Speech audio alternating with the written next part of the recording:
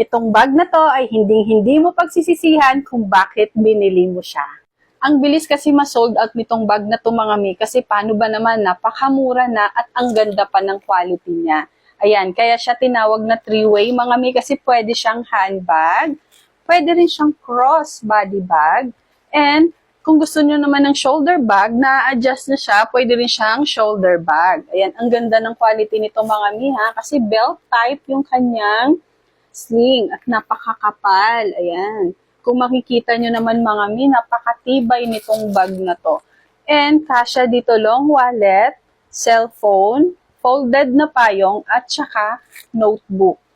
Ayan. Pwede to sa mga estudyante mga mi. Pwede rin to sa mga daily use natin, sa mga lakad natin. Ayan, ang ganda. Lalo na pag naka-cross body bag tayo, kung tayo ay gagala sa mall, kung saan man, ang ganda nito mga mi. Mabilis lang to mag-sold out, kaya kung ako sa inyo mga mi, ayan, check nyo na lang dyan sa Yellow Basket.